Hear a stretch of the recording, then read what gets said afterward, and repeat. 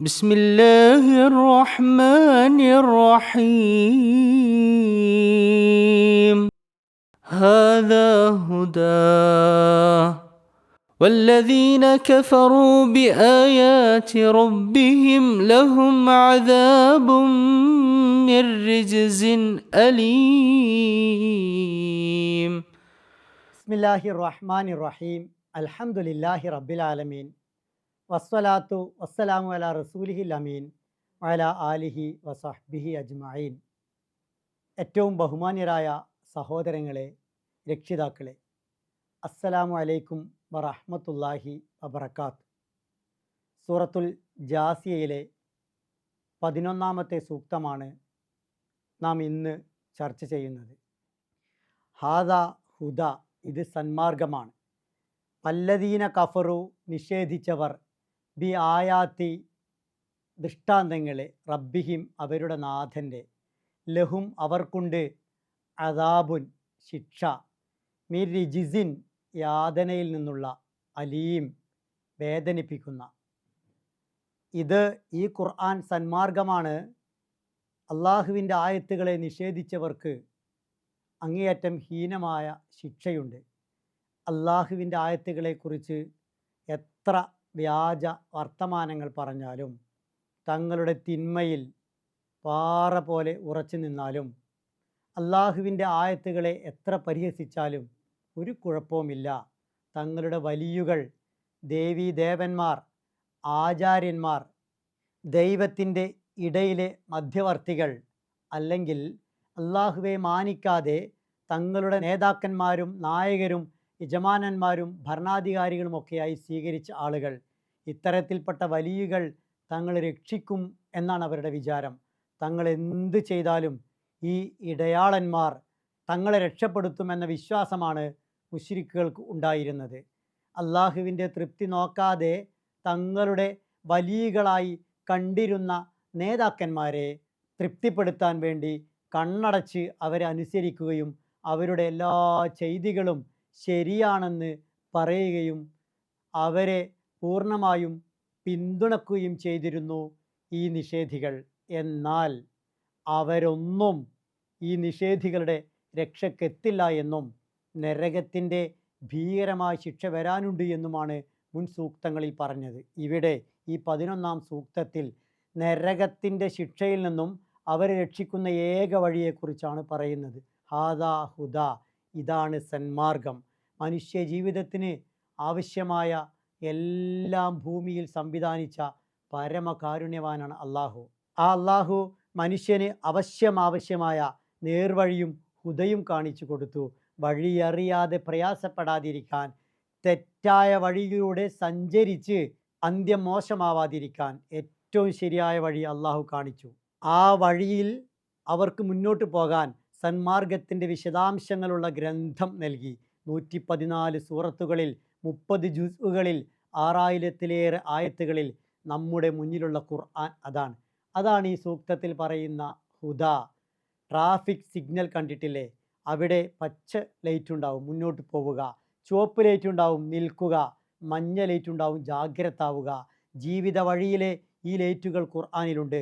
മുന്നോട്ട് പോകരുതെന്ന് പറയുന്ന, പോകണമെന്ന് പറയുന്ന, ശ്രദ്ധിക്കണമെന്ന് പറയുന്ന ഇടങ്ങൾ അതെല്ലാം അറിഞ്ഞ് പാലിക്കണം. ട്രാഫിക് സിഗ്നൽ തെറ്റിച്ചാൽ അപകടത്തിൽപ്പെടുന്നത് പോലെ അല്ല, അതിനേക്കാൾ വലിയ അപകടത്തിലേക്ക് ഖുർആൻ്റെ നിർദ്ദേശങ്ങൾ തെറ്റിച്ചാൽ എത്തിപ്പെടും. ഏതൊരു ഉൽപ്പന്നത്തിൻ്റെയും കൂടെ അതിൻ്റെ യൂസർ മാനുവൽ അല്ലെങ്കിൽ കാറ്റലോഗ് ഉണ്ടാകും. അതനുസരിച്ച് ആ ഉൽപ്പന്നം ഉപയോഗിക്കണം, അല്ലെങ്കിൽ പ്രശ്നമാകും. മനുഷ്യരുടെ കാറ്റലോഗാണ്, യൂസർ മാനുവലാണ് വിശുദ്ധ ഖുർആൻ. അതനുസരിച്ച് വേണം മനുഷ്യൻ ജീവിക്കാൻ, എങ്കിലേ വിജയിക്കൂ. ആ യൂസർ മാനുവലാണ് ഹുദ അഥവാ അള്ളാഹുവിൻ്റെ സന്മാർഗം. 5 തവണ ഹുദല്ല എന്ന പ്രയോഗം വിശുദ്ധ ഖുർആനിൽ വന്നിട്ടുണ്ട്. സൂറത്തുൽ ബഖറയിലെ 120-ാമത്തെ ആയത്തിലുണ്ട്. വലൻ തർലാൻകൽ യഹൂദു വലൻ നസ്വാറ ഹത്താ തത്തബിയ മില്ലത്തഹും ഖുൽ ഇന്ന ഹുദല്ലാഹി ഹുവൽ ഹുദ.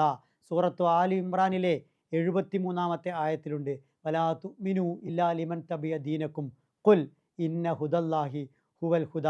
സൂറത്തുൽ അൻആമിലെ 71-ാമത്തെ സൂക്തത്തിലുണ്ട്. കല്ലദിസ്തഹ്ബത്തുഹു ഷയാത്തീനു ഫിൽ അർളി ഹൈറാന ലഹു അസ്ഹാബുൻ യദ്ഊന ഇലൽ ഹുദാ ഇഅ്തിന ഖുൽ ഇന്ന ഹുദല്ലാഹി ഹുവൽ ഹുദാ വ ഉമിർന ലിനുസ്ലിമ ലിറബ്ബിൽ ആലമീൻ.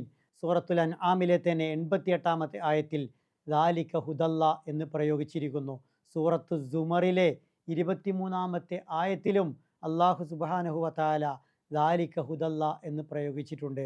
സൂറത്തുൽ ബഖറയിലെ 185-ാമത്തെ സൂക്തത്തിൽ ഹുദല്ലിൻ നാസ്, മുഴുവൻ മനുഷ്യർക്കുമുള്ള സന്മാർഗമാണ് ഇത് എന്ന് പറഞ്ഞിട്ടുണ്ട്.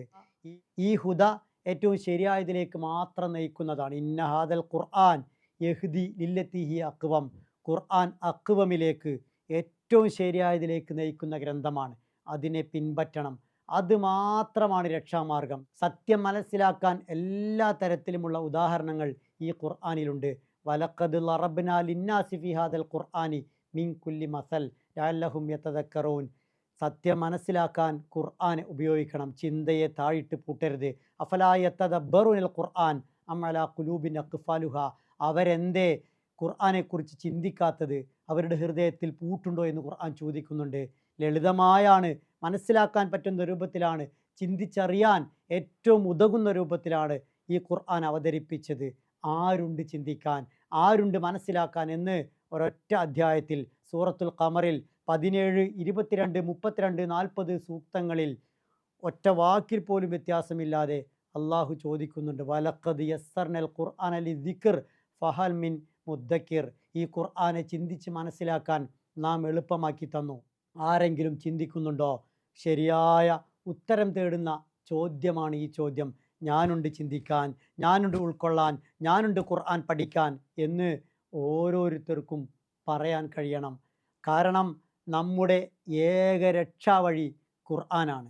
നമ്മെ ഇഹലോകത്ത് സമാധാനത്തിൻ്റെ ജീവിതത്തിലേക്കും പരലോകത്ത് നിത്യസമാധാനത്തിൻ്റെ സ്വർഗത്തിലേക്കും എത്തിക്കാൻ ഖുർആനെ കഴിയൂ. വല്ലദീന കഫറു ബി ആയാത്തി റബ്ബിഹിം. ഈ ആയത്തുകളെ കളവാക്കിയവർക്ക് ഏറ്റവും മോശമായ പരിണിതിയാണ്, അന്ത്യഫലമാണ് ഉള്ളത്. അദാബും മിൻ റിജിസിൻ അലീം.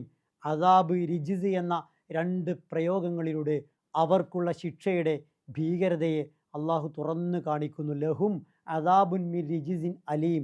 വേദനയേറിയ, നോവേറിയ, ഹീനമായ, കഠിനമായ ശിക്ഷയാണ് അവരെ കാത്തിരിക്കുന്നത്. കാരണം മുന്നിൽ കിട്ടിയ സൗഭാഗ്യത്തെ, ഹുദയെ, സന്മാർഗത്തെ തട്ടിത്തെറിപ്പിച്ചവരാണവർ.